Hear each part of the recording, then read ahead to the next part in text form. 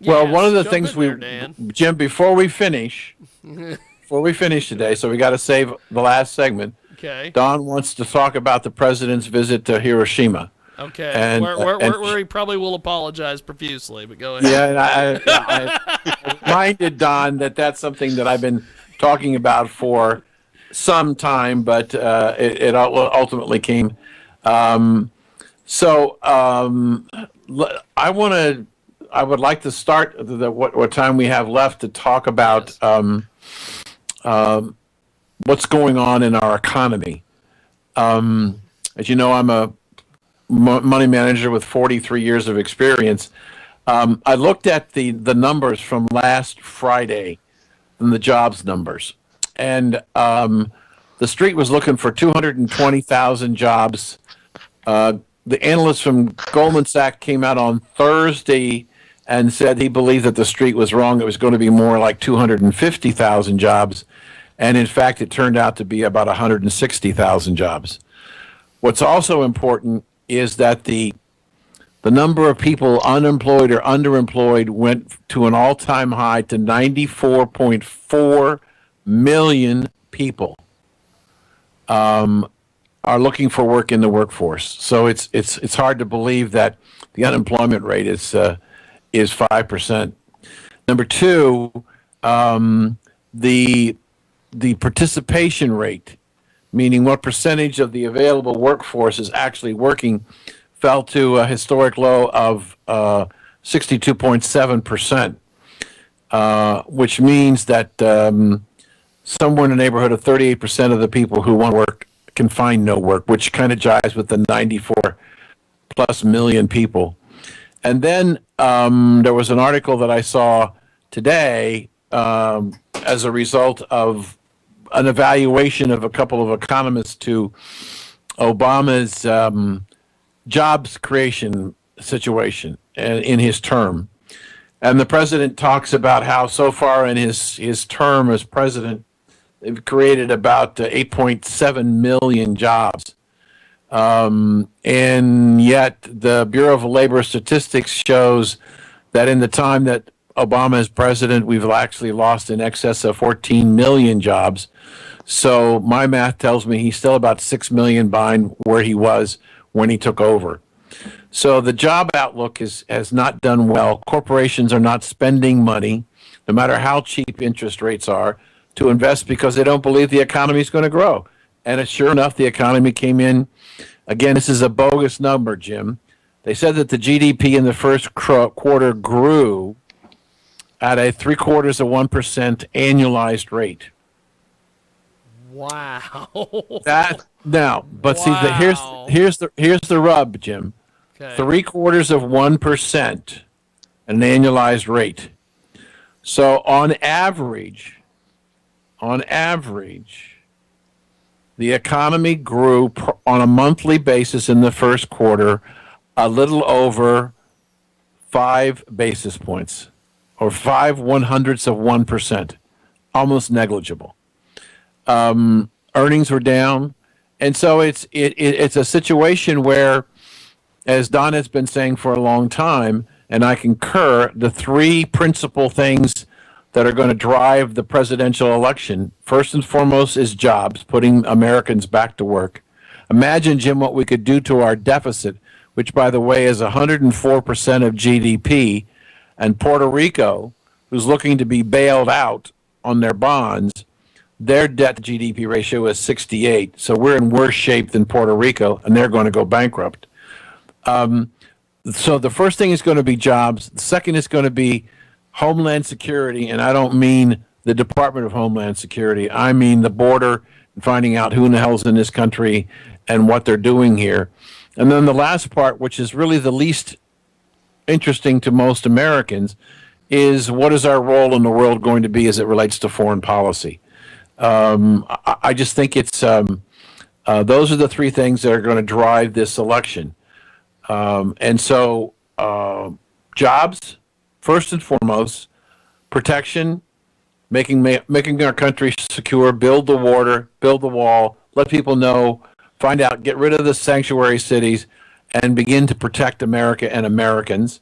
And then last, figuring out what it is we want to do on a global basis. Those are the three things. And from a standpoint of Mr. Trump versus Mrs. Clinton, if she is and he is the nominees, I think she's very exposed. And there was a poll that came out today in Florida, Ohio, and what was the third state? Pennsylvania. Yes.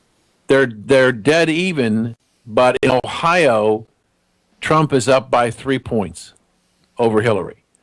And I guess the leadership in the Democratic Party is basically going bonkers because they believed their own Kool-Aid that Mrs. Clinton was going to mop the floor with Mr. Trump. And I don't think that's going to happen.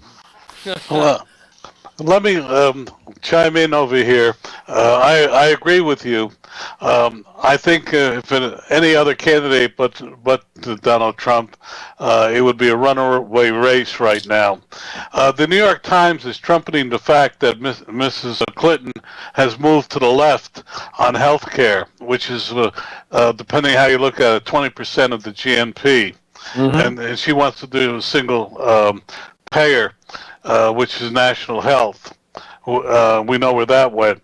But to follow up, Dan, I saw a statistic go across the board at on New Jersey television that from the Department of Labor, and you know what that organization is called? You know that old saying, "Figures never lie, but liars always figure." Mm-hmm. Well, they're saying that the number of job openings is up, but the number of job acceptances or filling is down. Right. So you figure out what's going on here. We're living in a topsy-turvy world, and I don't think it's going to get any better for a while. I think you asked me a question earlier, Jim, and I really believe the president who comes in, whoever he or she is, and I don't believe it'll be a she, will have. Are you saying that Hillary's not a she? I'm saying that Hillary won't. By the time all this is over, the Democratic Party is going to nominate someone else. If you read again the New York Times, which is our biggest supporter, the next three primary states have no significant black voters, and as a result, she's behind Bernie Sanders in these three states. So, you know, here's someone who's supposed to be the presumptive nominee, and she can't even win the states against a 76-year-old vagabond. It's really... Whoa! Wow, Don, tell us how you really feel there, baby. Tell us how you I have really to feel. quote. I have to quote an elderly gentleman who saw him. I was in a Pizza Hut of all places, the worst Pizza Huts I've been in years. And there's this. Bernie came across the thing, and this woman comes. Jiving into the place, and she calls him a vagabond. I thought that was a great description of him. And anyway,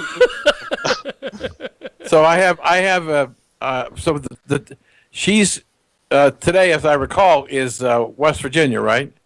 I believe so. Yeah.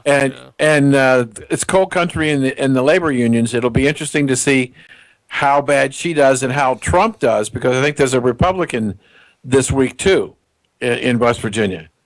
Well, I wouldn't know. The New York Times hasn't informed me yet. I see. Okay. By the way, Jim, I heard this. You'll love this.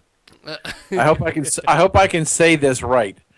I heard this lady call in on Rush today, and she was from Michigan.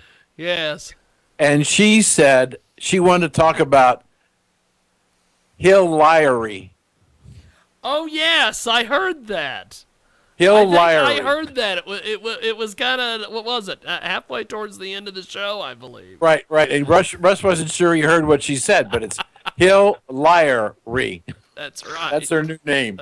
Well, you know what the Democratic Party is finding, and it's they're doing an awful lot of polling and focus groups, and they're really finding a very deep-seated animosity towards Hillary Clinton. Hatred. I'm sorry? Hatred. They're not quoting it that way. Okay. But the interesting thing is that she now, again, if the stories are correct, and again, it's coming from the New York Times, they are saying her hope is that she can convince Republican women to cross party lines and vote for her. She's increasingly being pushed into a corner, and here Trump has done a very good job of saying that her issues are women's issues, and it's going to be interesting where that's going to line up in a presidential. If and I have egg in my face, she is the nominee. Yeah. Because she'll be forced now. Today she's saying she's moved towards a single-payer healthcare system, which women consistently dislike because it. Don't forget, they make a majority of the healthcare decisions in families, and Right. they prefer choice over No choice. yes. And the interesting thing here in New Jersey, we have a case where our largest health insurer created a two-tier system in terms of where you could go.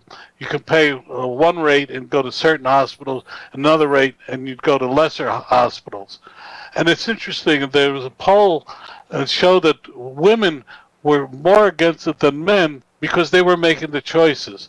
And if Hillary is forced into a corner and talks about a single payer, she is really going to lose the women vote. Yeah. I'll go back to you, Dan. Yeah, I want to follow just a little bit something I've been listening to several people say. The polls that we talked about that came out today in Florida and Ohio and Pennsylvania were followed up by, I guess I didn't hear it. I mean, I didn't see it, but I did hear it on the radio today. Couple of the morning shows were interviewing some of the Democrat leadership and some of the elite of the Democratic Party, and in essence, they were before the poll came out earlier in the week. They were saying that Hillary's going to mop the floor, and now they're very concerned that there's a possibility that she could, in fact, lose to Trump. And the issue that came out today was, well, these Republicans today are not following the Democratic playbook, because normally in the past the Democrats would be able to intimidate the Republicans and get them to capitulate and do whatever they wanted them to do. And Mr. Trump doesn't seem to be want to put up with that stuff, and they're befluxed as to what they're going to do about him because he's not playing by their rule book. He's not playing by their rules. And that's making more and more people nervous that Mr. Trump might, in fact, have a chance to win. Well, if the Republican leadership moves in line with him, there's no question that the nation is dissatisfied with the Obama administration and where it's going. There's no question that the small business owners are very dissatisfied. And if the Republican leadership will all get under the tent with the Trump, but as I've said to you, Dan, Donald Trump has got to reach out with the olive branch and get them and say, look, I understand that if I am the nominee, I will at least pay lip service to the party needs. You know, you get a lot more with honey than you do with vinegar. And in this case, Donald Trump has poured a lot of vinegar out there, and it's about time. Yeah, but let me just finish my thought. It's Sure. about time that Donald Trump reached out to the rest of the party and toned down. He's got to understand if he is the presidential candidate, which I hope he's not, He he's got to go and be more of a party man. But if he chooses not to, he may lose this election. Did you see that Mr. Cruz was interviewed today and said, well, asked whether he would get back into the campaign? That you heard today, Dan, because I heard that too. Yeah, and he said, well, if there was a clear path for me to get the nomination, I would come back. There is no clear path to the nomination for. I mean, that's like saying I don't know what. I can think of a few, but can't say them on the air. That's what you can't say on the air. I understand that. I just think that Don doesn't want to talk about the president's visits. Do we want to take a break now so we can finish out? Well, actually, why don't we do this? We're going to skip this. We're going to skip this break, and we're going to have you guys do that. But one thought from each of you guys before, sir, walking behind me. But before we get to this this final segment here about the president's visit, you mentioned about Beck talking to Cruz this morning. Glenn Beck is going to be interviewing all the libertarian and third-party candidates next week on his show. There's a lot of people that are. Mary Matlin has switched to libertarian. There's a lot of people that are going that route. Real quick here, do you think that the Republicans would try to nominate a third party if they could get away with it? No. There is no time left for a third party candidate to have anything but other than a spoiler role. He or she cannot win because windows and doors have already closed as far as getting on ballots and petitions and all that. That's one of the reasons why you haven't seen Cruz go third party and why Bernie is not talking about going third party, because they both know there's no way they can win the presidency if they go third party, because you cannot win if you split the vote. If it's Democrats, you split the Democratic vote, it gives it to the Republican. If you're a Republican and you split the vote, you wind up giving it to the Democrat. But there's no way that they can win. I don't think that Bernie and Ted Cruz are interested in being spoilers. They're interested in being president of the United States. What do you think, Don? I agree wholeheartedly. Cruz figures there's always 4 or 8 years from now. Well, Bernie, he's the most hopeful oldster I know. So I agree with you wholeheartedly. There's no chance for a third party. There is for somebody who wants to be a spoiler, but basically they are party people, and they will stay with the party. I just want to make one observation about a comment that you made, and I'm going to somewhat disagree with you. I know that's rare that I disagree with you, and I know you always agree with me. But anyway, I think that the Karl Rove and the Speaker of the House and the Bushes are making a mistake. I don't think that their reluctance to endorse and support Trump as the nominee by not going to the convention and not supporting him are going to deter the people who believe in what Trump believes in. I think they ran the risk of alienating themselves from a significant portion of the Republican Party by trying to say that they know what's best.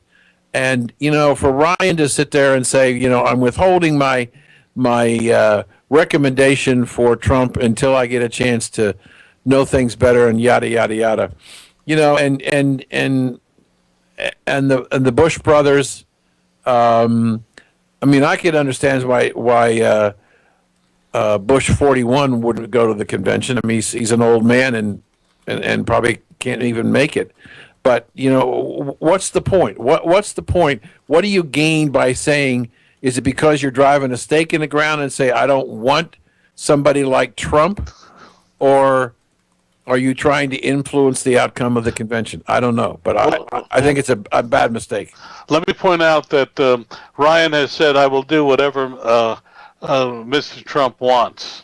That was said, I read today. But more importantly, you're staking out grounds. Ryan has one aim. He's got to retain control of the House. And this is part and parcel of one of the things he's doing to do that. And there's another thing. There's an old Italian saying, weak men stand until the strong men get their seats. And don't forget, we're having a lot of changes going on within the Republican Party. And by the way, at the end of this political cycle, so will the Democratic Party. The old Democratic Party it will change radically after this election, whether the Democratic candidate wins or not. And the Republican Party, if nothing else, Donald Trump has shaken it up to its core. Mm-hmm. And who knows? We may be looking at an historical realignment in many different ways. Because don't forget, the Republican Party, the Democratic Party, is essentially made up of two things: blacks and the unions. Without those two, it is nothing. And it is really at a point where if it doesn't change its ways, it will be a permanent minority party. And that's what the leaders are recognizing.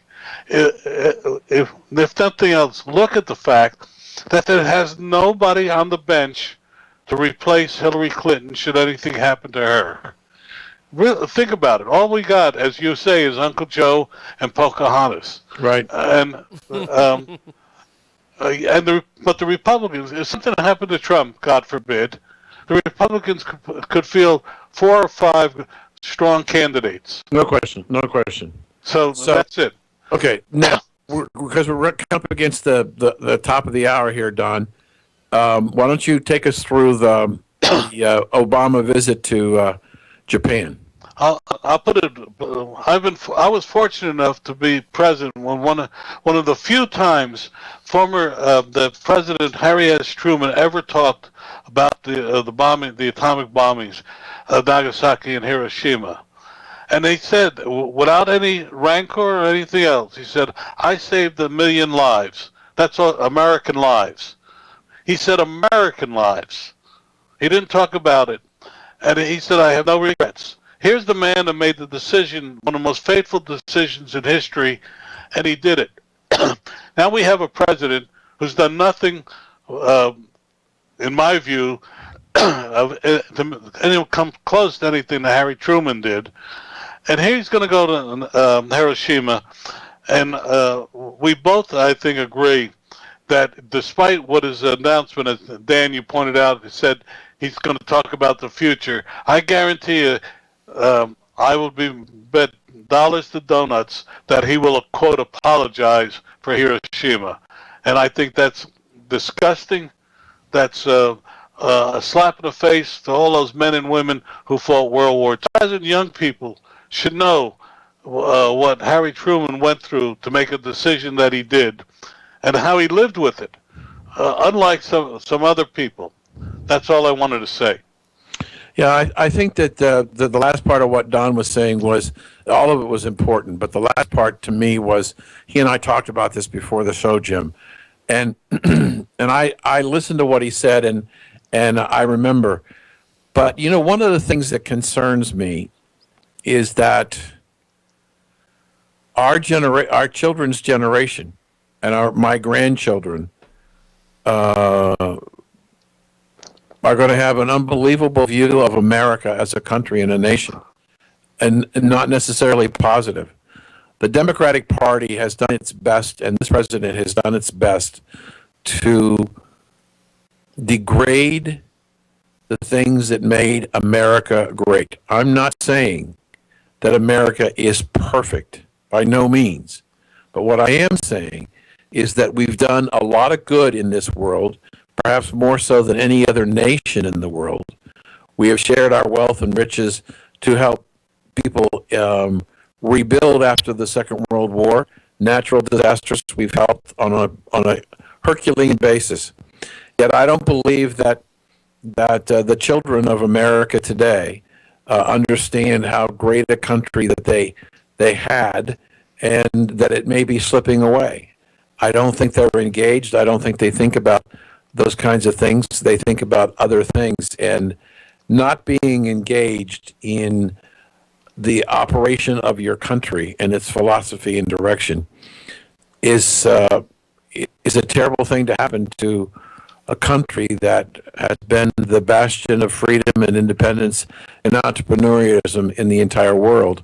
And I have great fears that if Mrs. Clinton or a socialist Democrat is elected to the office of president, America as we know it could not survive another 8 years.